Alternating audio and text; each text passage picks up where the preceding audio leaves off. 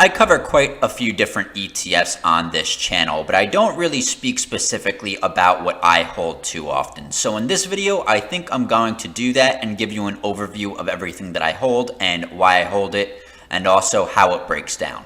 Overall, my portfolio is very simple. I know a lot of people out there own many ETFs, and they also choose individual stocks along with those ETFs as a core position and a satellite position. I don't do that. I keep mine as simple as possible. I have 4 different ETFs, VIG, QQQ, and I also have SCHD and JEPI. I hold SCHD and JEPI in my income pie, and in the growth pie, I hold QQQ and VIG at different weightings. In my growth pie, I keep VIG as the main weighting at 60%, and I keep QQQ as the underweight weighting at 40%. This allows me to capture dividend appreciation and also what the NASDAQ offers. VIG is the Vanguard Dividend Appreciation ETF. Basically, what it does is it selects a group of stocks with a 10-year history of consistently growing their dividends over time. Really solid ETF overall. It is a staple among dividend investors. It's actually one of the most popular dividend ETFs there are. QQQ, a very popular ETF among all investors. This ETF invests in the NASDAQ 100, or the largest 100 stocks in the NASDAQ. It basically is a tech-heavy sector, and it is great for growth overall. In the income pie, I have SCHD as my overweight holding at 60%, and I have JEPI as my underweight holding at 40%. SCHD is also among one of the most popular dividend ETFs there are. If you are a dividend investor, if you don't invest in this ETF, it's likely that you've heard about it. It is the Schwab US Dividend Equity ETF. It is what I consider a blend dividend ETF.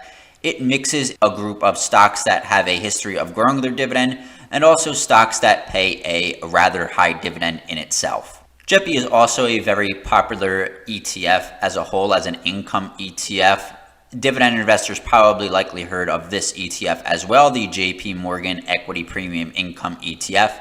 Basically, what this ETF does is it selects low volatility stocks and then uses exchange-linked notes that are basically like a covered call to generate options premium to really increase the dividend yield or income you receive. Getting into a little bit about my strategy. So why do I hold 2 different pies pretty much? So in one, I have a growth, and what you see here is my income. So I definitely want the ability to transition between growth or income depending on where I am in life. So if I am feeling that I need some more income, I can throw it into my income pie. And if I'm feeling a little bit more risk-averse, I can definitely throw it into the growth pie, which you are seeing on the screen right now. This allows me to basically balance everything out. If I choose it, I'm not all in income and I'm not all in growth.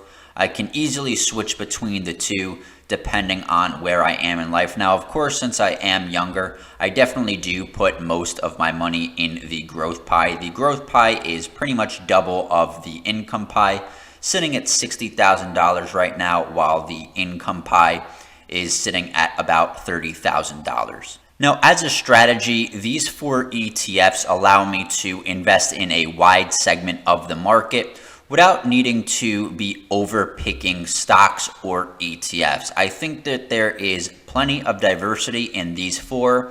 I have monthly income, I have growth, I have dividend growth, I have dividend yield. I have every single segment of the market pretty much in my holdings, and I don't need to basically stock pick. I did that, and I see a lot of YouTubers doing that. And a lot of the YouTubers that I follow and subscribe to, they wind up trimming their holdings over time because they realize, I'm so over diversified, there's really no point in having this many holdings. I'm getting diminishing returns.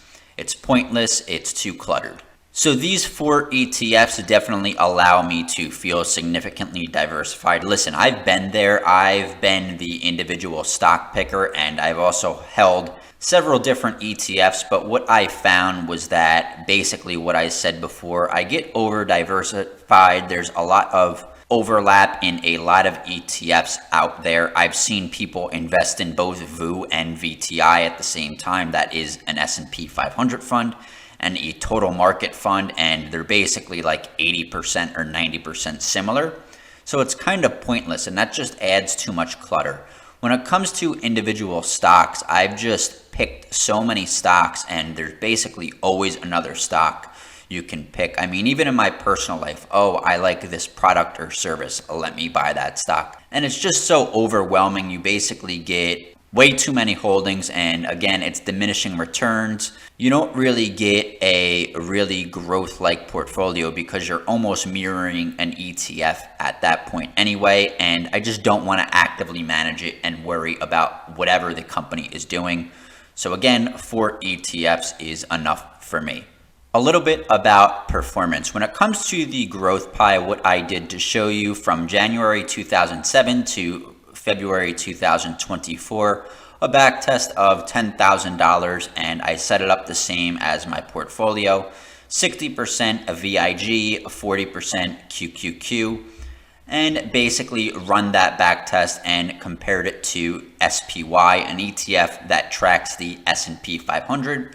And you definitely see this growth pie completely blew that away. And the good thing about this portfolio here, if you notice, the final balance is a lot greater, and the standard deviation is actually less, a slightly better best year, a slightly worst year, and a lower max drawdown. Now, these two ETFs I think are a great combo together because it basically captures the tech-heavy growth of QQQ, but also the conservative nature of VIG with its dividend growth selection.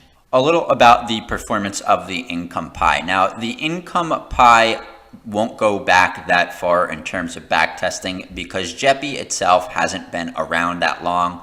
I can only go back to January 2021. So same kind of thing I did. I set the weightings the same, 60% SCHD, 40% JEPI, and an initial investment of $10,000. And what you get is a pie that pretty much performed in line with the Vanguard High Dividend Yield ETF. That is kind of a standard ETF used by dividend investors that want a high yield with the option of dividend growth.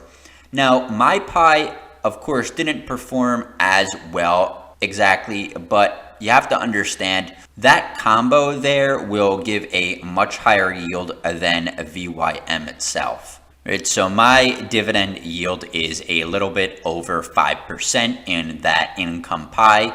And if we look at the dividend yield of VYM, it is sitting at about 2.8%. So I'm getting more than a 2% yield above VYM with that pie, and it pretty much performs in line overall. Again, the intent of that is to do income, not so much capital appreciation, although I don't want the capital to really dwindle in it. So it's got to be a balance, and I like that balance. If I need that income, of course, it pays monthly, and also that big SCHD dividend comes in every quarter, and JEPI does pay me every month. So I showed you 2 different portfolios on M1. What I did here is I basically grouped them all into one pie to show you how my overall portfolio breaks down if I were to look at all at one. Of course, I do have the option to basically dynamically choose which portfolio I want to put my money in. But if we want to truly look at an investment and our portfolios, all of our equities, we should really be looking at them all as one. And as I said before, most of my money does go into my growth pie. That's why you see a big portion of VIG and QQQ, and SCHD and JEPI are the underweights there. So 41% of the pie is VIG, 26% QQQ, 20% SCHD, and 13% is JEPI. Now, although I have QQQ, the majority of my pie is definitely a income-centric portfolio that is really concentrated more so on dividend appreciation through VIG and SCHD, then dividend yield through JEPI. So pretty much almost 75% of my total pie is dividend centric ETFs, and about 60% is really centered on dividend growth itself. Now, I'm going to show you, I think, what a lot of YouTubers don't show you, and that is a true breakdown almost of how a portfolio will operate. So, of course, showing you these different ETFs are really good, and it gives you a rough overview of how a portfolio breaks down. But everybody knows an ETF comprises of many different stocks. So I'm going to give you an overview of the top 10 of my pie and how it breaks down, and kind of compare that to the S&P 500 to show you a comparison. So what I did was I took each individual ETF and then weighted them accordingly to how my portfolio is weighted, and then took each of their weightings by stock and then ran it through it, so it basically breaks it down by percentage of total portfolio value. So in essence, 5.57% of Microsoft is in VIG, and VIG comprises of 41.3% of my portfolio. Doing the math, that would mean that my overall portfolio would comprise of 2.3% Microsoft. Now, the thing is, of course, Microsoft is in some of these ETFs several times, so I had to basically add them together to get an aggregated value of that holding.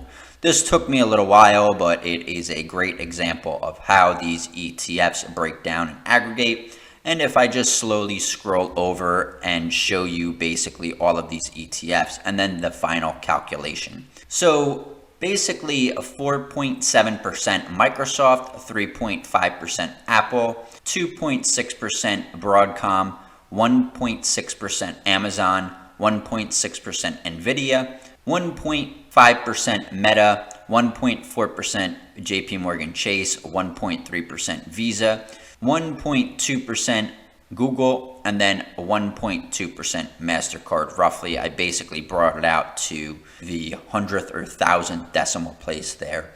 So basically 20% of my overall portfolio value, or closer to 21%, is in these top 10 holdings. Now, I actually really like the way my portfolio breaks down, because I'm going to show you how diverse my portfolio is compared to something like the S&P 500.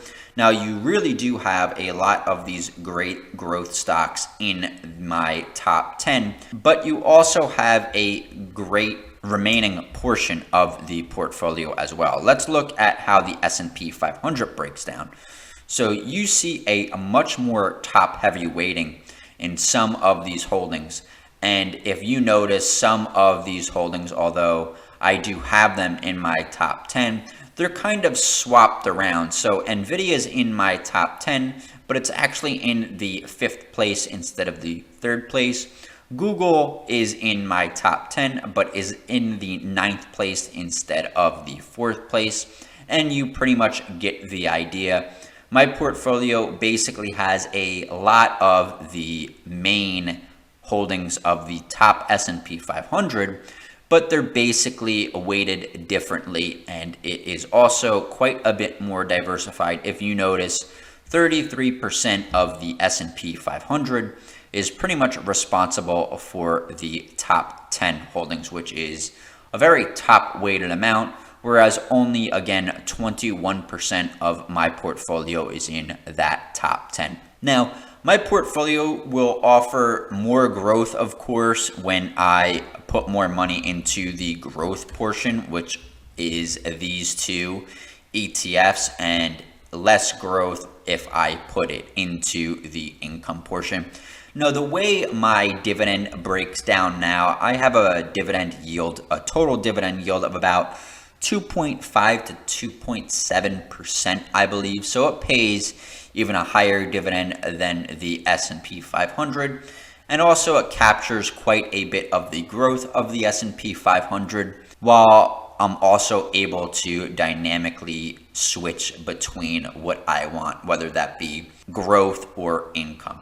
And I think that if people started doing something maybe more like looking at their overall holdings, they would realize that they don't really need more than just a few ETFs. Some would even say that this is overly diversified, right? I think a lot of people would just add and add and add, and then you're getting so much diversification. Like, what other stock do I really want to put in here? Like, I can't even really think about it.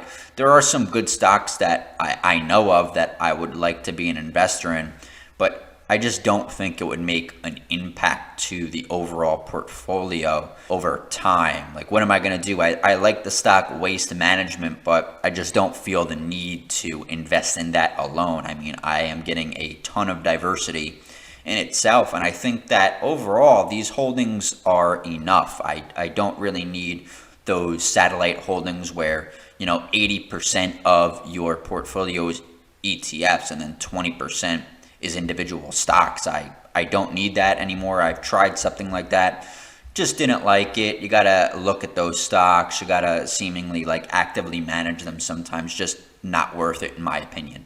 Let me know how you basically create your portfolio if you have any of these ETFs, if you are a dividend ETF and dividend stock investor. I know plenty of people still do that and do get some great success. So don't let me basically negatively influence your investment style.